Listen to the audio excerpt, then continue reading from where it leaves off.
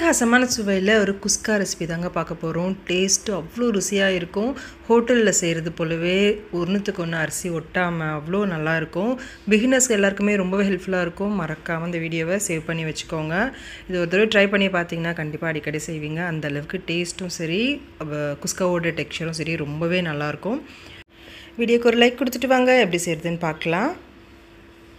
இதுக்கு முதல்ல 1.5 கப் அளவுக்கு பாஸ்மதி அரிசியை நல்லா 2 தடவை வாஷ் பண்ணிவிட்டு ஒரு 30 நிமிஷத்துக்கு ஊற வச்சுக்கலாம்.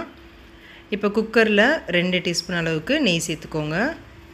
அடுத்து 3 டீஸ்பூன் அளவுக்கு எண்ணெய் சேர்த்துக்கலாம்.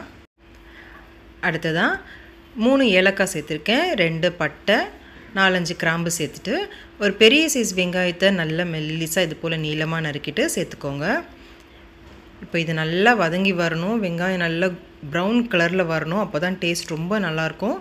அதனால் பொறுமையாக இது நல்லா இது போல் வதக்கி எடுத்துக்கோங்க. பாருங்கள், இந்த அளவுக்கு நல்லா ப்ரௌன் கலரில் வதங்கி வந்த பிறகு இப்போ நம்ம இந்த எண்ணெயிலேயே மிளகாய்த்தூள் சேர்த்துக்க போகிறோம். 3/4 டீஸ்பூன் அளவுக்கு வெறும் மிளகாய்த்தூள், 1/2 டீஸ்பூன் அளவுக்கு காஷ்மீரி மிளகாய்த்தூள் சேர்த்துட்டு நல்லா கலந்து விட்டுக்கோங்க. லோ ஃப்ளேமில் வச்சு கலந்து விடுங்க. ஹை ஃப்ளேமில் வச்சிட்டிங்கன்னா மிளகாய்த்தூள் கருகி போயிடும். இப்போ இது நல்லா ஒரு 2 நிமிஷத்துக்கு நல்லா கலந்து விடுங்க. இது போல் எண்ணெயில் நம்ம சேர்க்குறதால நல்ல கலர் கொடுக்கோங்க குஸ்காக்கு. அடுத்ததாக கொஞ்சமாக கொத்தமல்லியும் கொஞ்சம் புதினாவும் சேர்த்துட்டு இப்போ நல்லா கலந்து விட்டுக்கலாம். ஒரு 2 நிமிஷத்துக்கு மிதமான தீயில வச்சுட்டு நல்லா கலந்து விடுங்க. புதினாவும் கொத்தமல்லியும் நல்லா சுருண்டு வரணுங்க, நல்லா வெந்து வரணும். அந்தளவுக்கு இது நல்லா வதக்கி விட்டுக்கலாம். இப்போ அடுத்ததாக 2 மீடியம் சைஸ் தக்காளியை நல்லா பொடியாக நறுக்கிட்டு சேர்த்துக்கோங்க.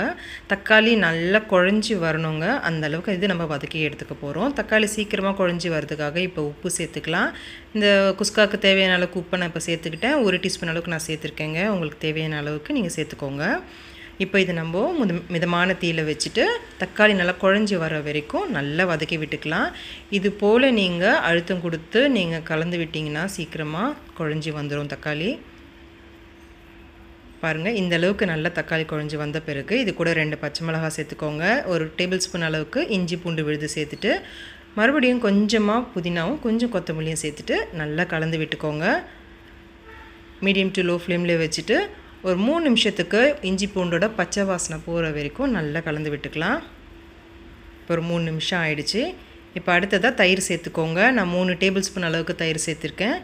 புளிப்பு இல்லாத தயிர் சேர்த்துட்டு நல்லா கலந்து விட்டுக்கோங்க. ஒரு 1 நிமிஷம் போல் கலந்து விட்ட பிறகு ஒரு எலுமிச்சை பழத்தை பிழிஞ்சிட்டு சேர்த்துக்கோங்க. சேர்த்துட்டு மறுபடியும் ஒரு 1 நிமிஷத்துக்கு நல்லா கலந்து விட்டுக்கோங்க. இப்போ 1 நிமிஷம் போல் கலந்து விட்டாச்சு. அடுத்ததாக தண்ணி சேர்த்துக்கோங்க. 1 கப் அரிசிக்கு 1.5 கப் அளவு தண்ணின்ற அளவில் நான் சேர்த்துருக்கேங்க. சேர்த்துட்டு இப்போ இது நல்லா கலந்து விட்டுங்க. நல்லா ஒரு கொதி வரட்டும். வந்த பிறகு நம்ம அரிசி சேர்த்துக்கலாம். பாருங்கள், இந்த அளவுக்கு கொதி வர ஆரம்பிச்சிடுச்சு. இப்போது நம்ம வாஷ் பண்ணி வச்சுருக்க அரிசியை சேர்த்துக்கோங்க. சேர்த்துட்டு இப்போ இது நல்லா கலந்து விட்டுக்கோங்க. அரிசியும் தண்ணியும் சம அளவுக்கு வரணும். அது வரைக்கும் நம்ம இதை வேக வைக்க போகிறோம்.